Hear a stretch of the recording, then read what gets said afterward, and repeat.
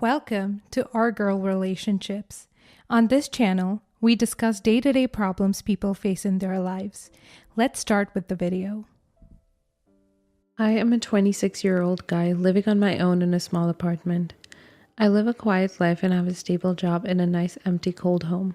The reason I live in a cold apartment by myself, deprived of familial worth for the past few months, is that I've been getting treated like a stranger by my family and the people I consider closest to me because of something that happened and a decision I made for the sake of doing the right thing. The story starts 3 years ago when my brother and our first cousin began what they call a true love story. They started hanging out in private and going on dates, and he was gushing to me about his feelings and attraction towards our cousin like it was the most normal thing to do in the world. I never failed, not once, to show my opposition and dislike of their relationship, especially when I noticed that things were starting to get serious and their emotions were getting stronger by the day. Not even a few months passed and they decided they wanted to take the next step and get married. Everything happened awfully quickly. The entire family seemed to be blindsided by how weird it was or how damaging it could be in the future. Nobody sat them down to talk to them about what they could be doing. And I believe that's possible because everyone assumed as I did. Everyone knew they were adults responsible for their own actions, and back then, everyone seemed to silently agree upon it.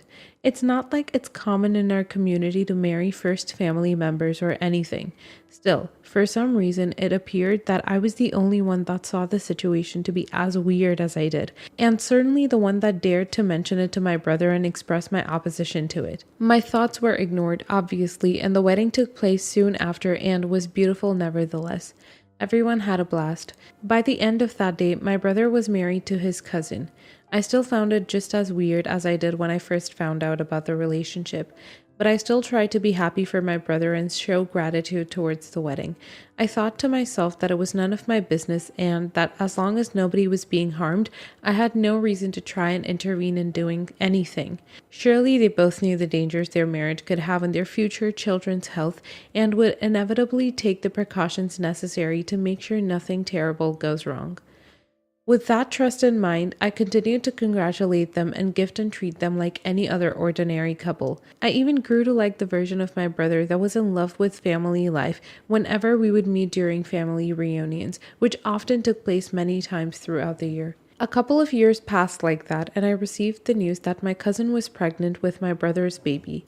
Red flags began displaying themselves in my mind once again. Still, I assumed they had surely taken the steps necessary to make sure that their kids weren't in any sort of danger. They had gotten the fetus chromosomes checked, and my cousin had gotten the medical treatment necessary to make sure that if there were genetic malfunctions, that the baby is terminated before it's promised a long, medically miserable lifetime. But I was wrong. My concerns began getting confirmed when I heard that my cousin was getting rushed to the hospital every so often because the baby was getting sick. Soon after, I heard that the baby was going to be born with many organ malfunctions that he or she would have to deal with for the rest of their life, getting thrown around hospitals and being extremely medically expensive for the relatively middle-class family that was composed of my brother, his cousin, and the sick newborn. My cousin gave birth to a beautiful baby girl that I fell in love with the moment my eyes landed on.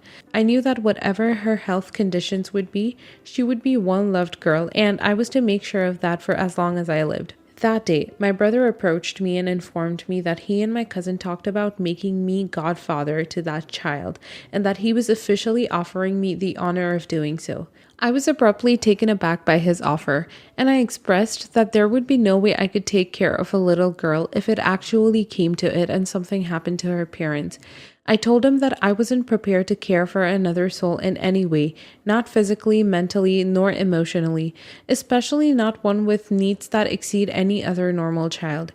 He took it to heart and accused me of not loving the little girl. He brought up things of the past and deduced that I was taking vengeance for when he had refused to listen to me when I told him to end the relationship in the first place, and even accused me of being jealous and envious of him since childhood. He went on and on ignoring the reasoning I put into rejecting his offer and made sure to hurt and damage my feelings without any regard to the fact that I truly and deeply loved my niece regardless of her health conditions and that it had nothing to do with love or the absence of strong, adoring sentiments. The story was twisted and morphed into something that displayed me as an absolutely crappy person.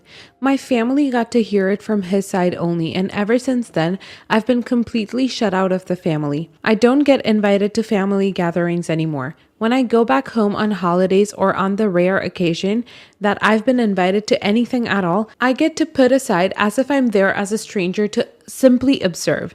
At the same time, everyone enjoyed the familial atmosphere and festivities, not once caring about what it makes me feel like to be excluded from my family, and not even bothering to bring up the subject again and offering to hear it from my side. Everyone just made the judgment that I was indeed a bad person, and then they made sure to treat me that way until I eventually stopped showing up to gatherings and learned how to kill that part of me that constantly yearned for family air. Not the a-hole. I think the decision to not take in a responsibility that is greater than what you can do is really brave. And I think your family is made up of terrible people because they should be able to see it themselves. I bet if they had been offered that, they would have rejected the offer too. But instead of it being because of inability, it would have been because they love the child less than you do. It's always the worst people that feel entitled to judge and partake in discrimination that has nothing to do with them. Not the a-hole. Your brother is honestly so childish. He should have been able to see that you love him and care about him, because if you were jealous and envious since childhood days like he said, you would have taken the opportunity to side against him as a person after the marriage, since he thinks that's what you're judging him for. Props to you for having the mind and the courage to put down the responsibility that you can take, and I honestly can say that I would have done the same if I was in your situation. You're the a-hole.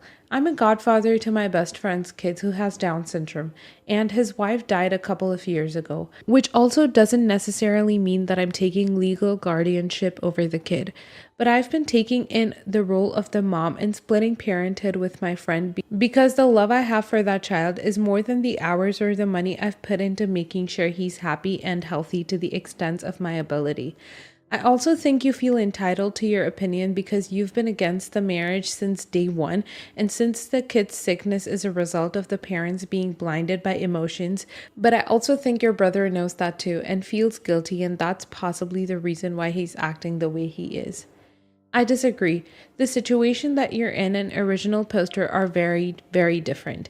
We don't really know the severity of the sickness and to what extent it's possible to care for her medically, and he's clearly not in a financial or materialistic state that allows him to care for her sufficiently.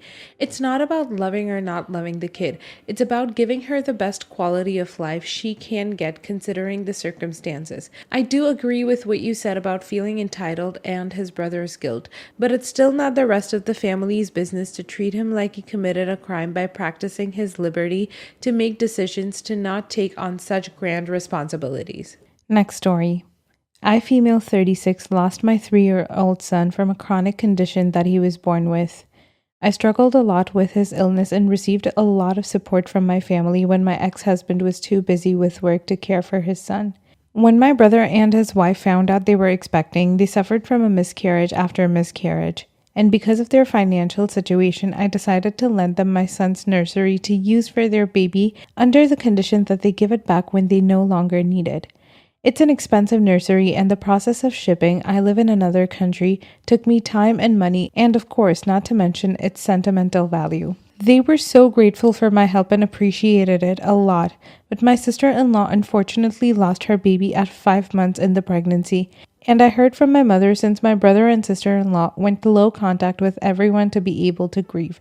I waited a few months before asking for the nursery back, since they no longer needed it.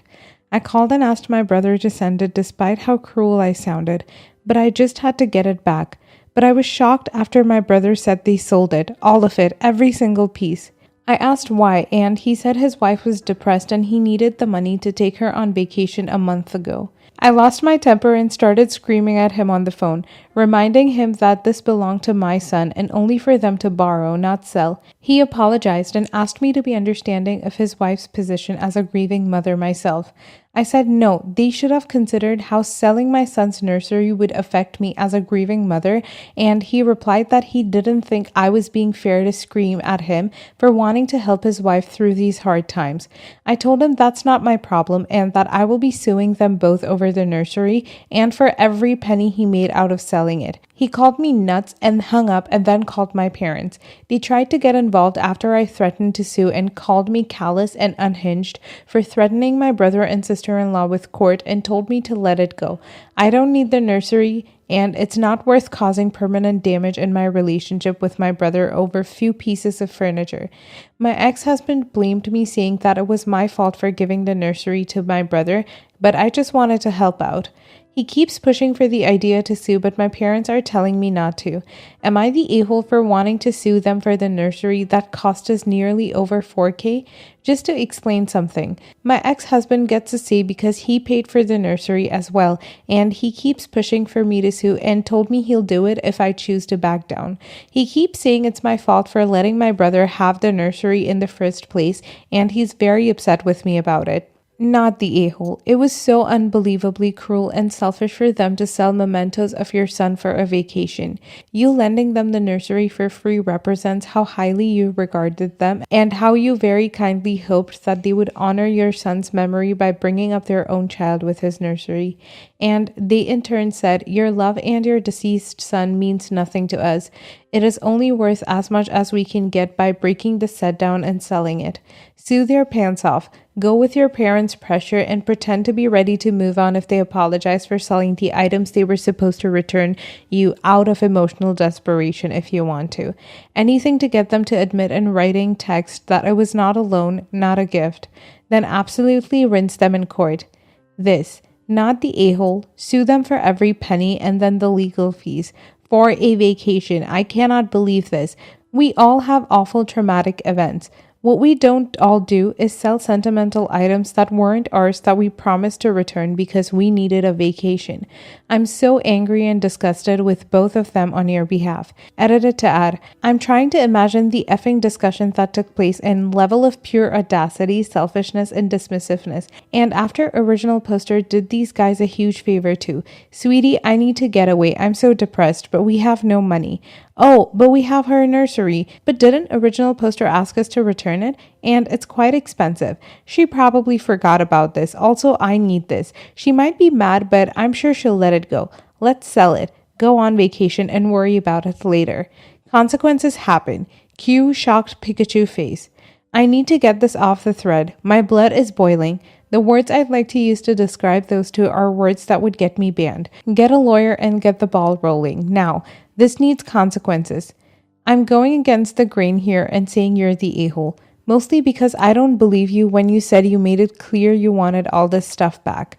Nobody does that with baby gear, and you certainly don't do it with things that have great sentimental value. It just stretches credulity to think you went through all of the trouble of packing it up and mailing it internationally, risking all the possible ways it could have been damaged or lost there, knowing that you were going to demand they turn around and ship it all back in a few years. I think you intended for them to have it, figuring it would be in the family, but then lost your mind a bit when you found out it was gone. Then you took it out on a family that had just suffered a tragedy. I'm truly sorry for your loss, but I honestly think you were being unreasonable. I definitely think this is exactly what happened. She just wants sympathy and to make everything about her. I honestly doubt her and the ex will ever win this in court. They're going to see how stupid this sounds, and honestly, I hope the brother and his wife have proof she gave it to them so they cannot have to pay her back. Unpopular opinion, but everyone sucks here. More accurately, everyone is hurting here, and that is leading to impaired judgment. They should have never sold something so precious to you, but now that what's done is done, they should at the very least offer you the money they made on it. For your part, please consider the possibility that your intentions in loaning the nursery were unclear and they were not in their right minds at the time the decision was made. You have every right to be upset with them, but I think your reaction was where you crossed a line into a-hole territory. There are other ways to communicate feelings. I'm very sorry for what you're enduring. There are no words for the pain of losing a child. I would caution you, however, that despite being wronged and in some ways re-traumatized by your in-laws, losing a relationship with them will only cause you further pain, and I do not think suing them will promote healing on any side. Best of luck. Next story. My wife, who I'll refer to as W, and I have been together for a little bit more than a decade. When we first met, neither of us was in our home country. We'll call this country FC. I was in the military and my now wife was a foreign worker. The work that my wife was doing is a whole other story involving my mother-in-law, but we'll leave that for another day. During our time in FC, my mother-in-law had a habit of making up medical emergencies in order to get W to send money home. The most extreme example of this is telling W that her father had died and they needed money for funeral expenses. Several months later, after we had gone home, her father came into the house having fully recovered from his death. Fast forward about a decade. W's father really did pass away, and mother-in-law has health problems from long-term diabetes. W has made efforts to repair the relationship and has even helped mother-in-law pay for her insulin. I recently got a job which came with a significant pay raise. W told her sister about this career advancement. A week later, W gets a call that mother-in-law had a mini stroke and was in the hospital. W was very distraught and was trying to think of any way to help. We live in a different country than mother-in-law on the other side of the world, so typical non-monetary ways of helping are not great options. So W was considering sending money to pay for mother-in-law's hospital stay. We make good money and it wouldn't really be an issue to help out. That is the setup. Now the am I the a-hole part. While W was in near panic, I reminded her of mother-in-law's history of faking medical issues for financial support. I also pointed out that it was suspicious timing that this would occur 1 week after they learned we had gotten a significant pay increase. I believed that the past abuse meant that W was at least owed proof.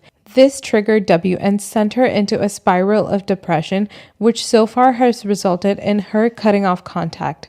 I know that mother-in-law did some horrible things in the past, but W has really been trying to rebuild the relationship and to feel like she had an actual mother. I feel like I've instigated something that might set back the healing process. So am I the a-hole? Not the a-hole in my opinion.